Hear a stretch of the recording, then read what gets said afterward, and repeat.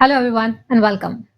Calcium deficiency एक common deficiency है। वैसे तो कैल्शियम इतना ज़्यादा अवेलेबल है सब जगह कि डेफिशिएंसी होनी नहीं चाहिए, लेकिन उसके बाद भी कुछ ऐसी कंडीशंस है जहाँ बॉडी में डेफिशिएंसी हो जाती है क्योंकि हमारी डाइट कई बार ऐसी रहती है जो रिच नहीं होती है कैल्शियम में। तो कैल्शियम डेफिशिएंसी अगर आप इनिशियल स्टेज में ही इसको हैंडल कर लेंगे, इनिशियल स्टेज में ही अगर आपने इसको रोक लिया, तो चांसेस है कि आपको एक डेफिशिएंसी के जो और भी मेजर इफेक्ट्स जो बाद में मिल सकते हैं, वो आपको नहीं मिलेंगे। और आप जागरूक सब कोई हो चुके हैं, तो सबको पता है कि आप क्या कर सकते हैं। लेकिन कुछ ऐसी जानकारी जो शायद आपने अभी तक इग्नोर कर दी है, मिस कर दी है, वो मैं बताने की कोशिश कर रही हूँ। तो इस वीडियो को पूरा देखें और समझें कि क्यों कैल्शियम आपके लिए ज़रूरी है और कैसे आप कैल्शियम को केवल डाइट के थ्रू ही पूरी तरह से ले सकते हैं। तो कैल्शियम डेफिशिएंसी में आप कुछ इनिशियल सिम्पटम्स को खुद ही ऑब्जर्व कर सकते हैं, जैसे कि आपको मसल क्रैम्प्स हो रहे हैं, नेल्स आपके ब्रिटल हो गए हैं, बालों में आपके एक रूखापन-सा आ गया है, बहुत ज़्यादा रूखे-रूखे से हो गए हैं। आपको अगर बार-बार थ्रोट इन्फेक्शन हो रहा है, आपकी इम्यूनिटी कम हो गई है, आपको फीवर हो रहा है, बैक पेन है, नेक पेन है, जो कई समय से बना हुआ है। कई बार लोगों को सनबर्न बहुत जल्दी हो जाता है, हाइव्स की प्रॉब्लम रहती है, कहीं पे भी कुछ ज़रा से भी एलर्जिक कंडीशन हुई, कहीं पे चिकत्ते पड़ने लग जाते हैं, सर्दी-जुकाम बार-बार होता है। तो ये भी कैल्शियम डेफिशिएंसी की निशानी हो सकती है। मसल क्रैम्प्स वगैरह मैग्नीशियम की डेफिशिएंसी हो, पोटेशियम की डेफिशिएंसी हो, तो उसकी वजह से भी हो सकता है। लेकिन चांसेस हैं कि कैल्शियम डेफिशिएंसी के कारण भी ये हो सकता है। और इम्यूनिटी को मेंटेन करने के लिए भी कैल्शियम बहुत ज़्यादा एक इम्पॉर्टेंट रोल प्ले करता है। तो इम्यूनिटी से रिलेटेड कुछ प्रॉब्लम है, तब भी आप अपने कैल्शियम को मेंटेन करने की कोशिश कर सकते हैं। और इसको मेंटेन करने के लिए सप्लीमेंट्स का सहारा अपने मन से कम ना लें। आपको कोई डॉक्टर ने प्रिस्क्राइब किया है, किसी वजह से कोई खास ऐसी डेफिशिएंट आपको प्रॉब्लम ऐसी दिखी है, जहाँ डॉक्टर ने आपको कुछ समय के लिए प्रिस्क्राइब किया, तो दैट इज़ ओके। नहीं तो आपको कैल्शियम सप्लीमेंट्स अपने मन से तो बिल्कुल भी नहीं लेना चाहिए। और वैसे तो सप्लीमेंट्स लेने की ज़रूरत ही नहीं है, अगर आप थोड़ा-सा डाइट को अपने ध्यान में रख लें और थोड़ी-सी कुछ और चीज़ें हैं कर लें, जो आपके शरीर को अपने आप मजबूत बनाए रख सकती हैं।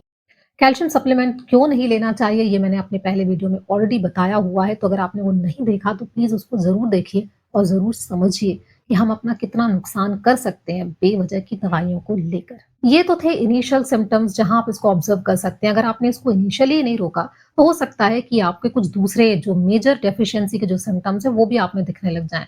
क्योंकि ये नर्व्स की फंक्शनिंग के लिए ज़िम्मेदार है और जो आपके न्यूरॉन्स का जो सिनैप्सेस बनते हैं, नर्व्स जो एक-दूसरे से कॉन्टैक्ट करते हैं, जो अपने सिग्नल्स भेजते हैं, उसके लिए कैल्शियम बहुत इम्पोर्टेंट है। तो अगर कैल्शियम की ज़्यादा जिनको लंबे समय तक डेफिशिएंसी रहती है, उनको इरिटेबल मूड रहता है, हैलुसिनेशंस होने लग जाते हैं, कन्फ्यूजन रहता है, डिप्रेशन होने लगता है, चीज़ें समझ में नहीं आती हैं जल्दी से। तो ये सारे सिम्पटम्स भी अक्सर एक एज के बाद दिखने लग जाते हैं, तो लोगों को लगता है कि लोग बहुत इरिटेबल हो गए हैं, जल्दी-जल्दी इरिटेट होते हैं या बड़े डिप्रेस्ड से रहते हैं। हो सकता है वो कैल्शियम डेफिशिएंसी की वजह से हो रहा हो। तो एक सिंपल मिनरल डेफिशिएंसी से कई बार आपका पूरा बिहेवियर तक चेंज हो सकता है।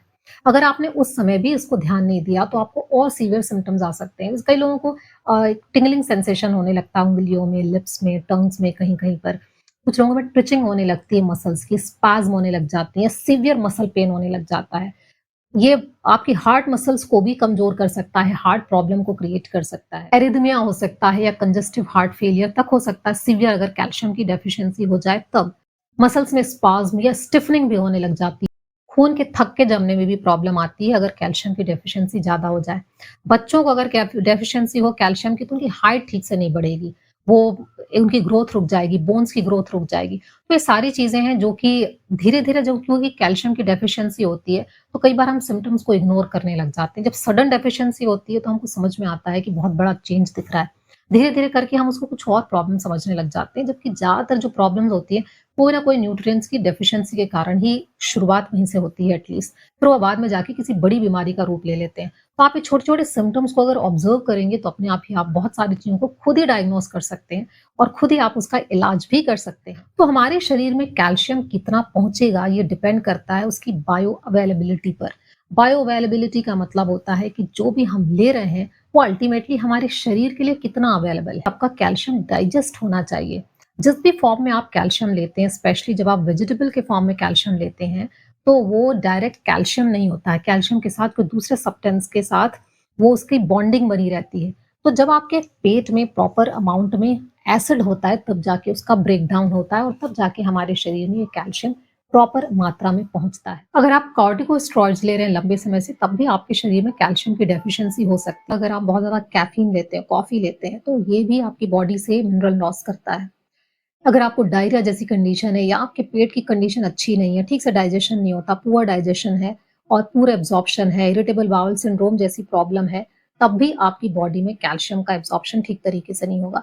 तो इन सारी कंडीशंस को भी हैंडल करना ज़रूरी है। कुछ लोगों का ऐसा भी कहना है कि अगर आप वीगन डाइट लेते हैं, यानी आप सिर्फ़ वेजिटेबल्स वाली डाइट लेते हैं, अगर आप डेयरी प्रोडक्ट्स नहीं लेते हैं, यानी दूध, दही, घी, मक्खन, छाछ ये सब नहीं लेते हैं, तब भी आपके शरीर में कैल्शियम की कमी हो सकती है, पर ये भी बात सही नहीं है।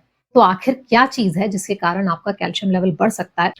तो सबसे इम्पोर्टेंट चीज़ पहली तो ये है कि आपके शरीर में विटामिन डी की डेफिशिएंसी नहीं होनी चाहिए।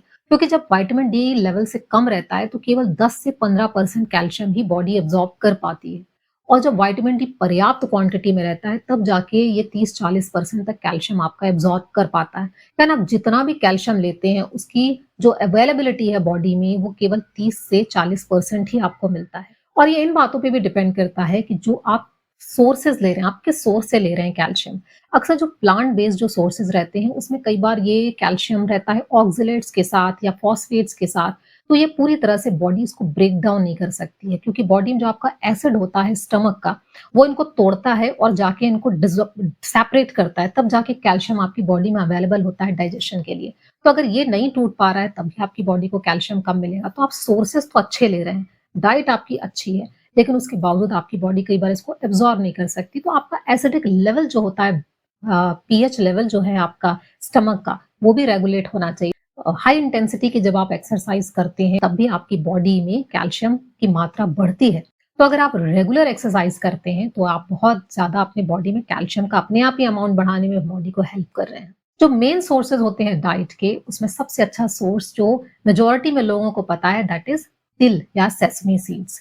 ये जो तिल के बीज रहते हैं, इसमें मैक्सिमम अमाउंट में कैल्शियम रहता है। तो आपको सिर्फ रोज अगर आप एक तिल का लड्डू खाएँगे, तो आपको शायद कैल्शियम की कभी डेफिशिएंसी नहीं होगी। तिल मतलब 100 ग्राम अगर आप तिल लेते हैं, तो उसमें आपको 1000 मिलीग्राम तक मिल जाता है कैल्शियम, जो कि ऑलमोस्ट आपकी डेली रिक्वायरमेंट के बराबर है। उसी तरीके से जब आप फ्लैक्स सीड लेते हैं, कम से कम 1 चम्मच फ्लैक्स सीड आप डेली ज़रूर लीजिए, खाली पेट लीजिए।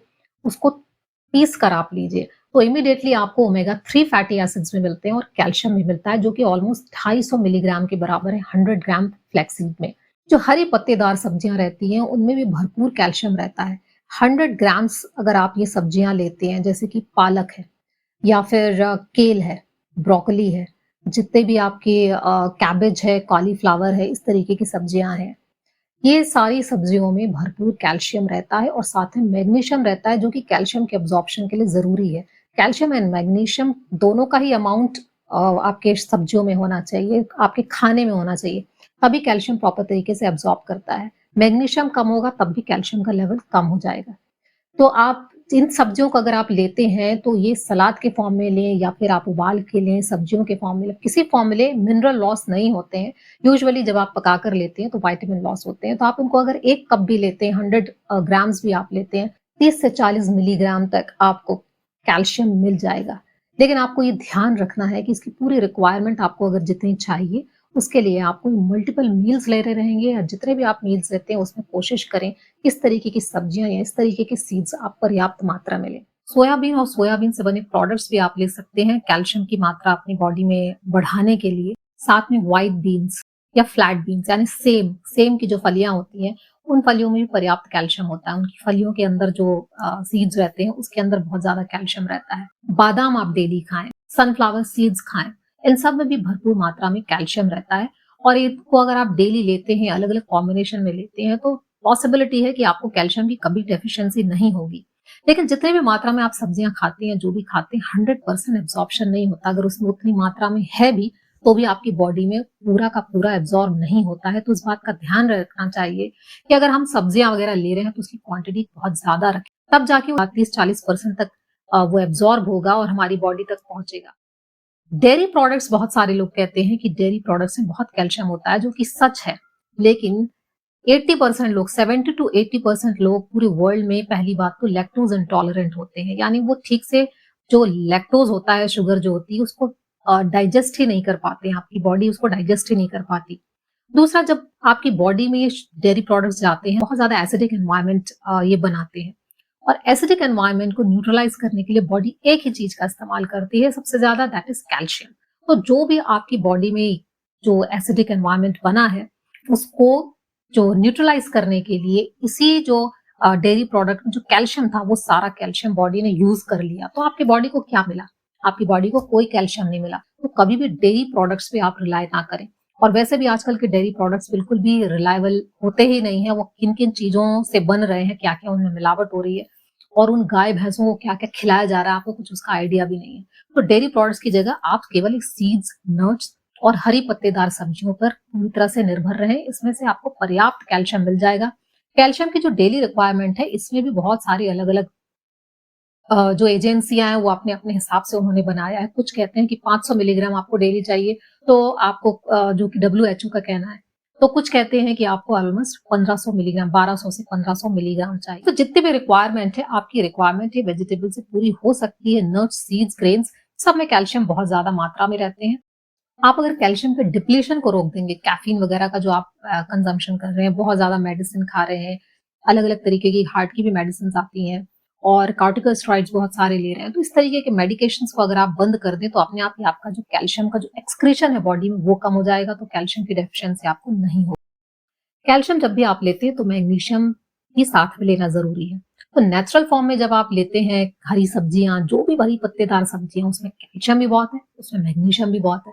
तो आपको ये हिसाब लगाने की ज़रूरत नहीं है कि कहाँ से हम मैग्नीशियम ज़्यादा लें और कहाँ से आप कैल्शियम ज़्यादा लें। क्योंकि कैल्शियम, मैग्नीशियम दोनों जब इंटेस्टाइन में आपकी जाती हैं तो इन जिसका अमाउंट ज़्यादा होता है उसका एब्ज़ॉर्प्शन ज़्यादा होता है।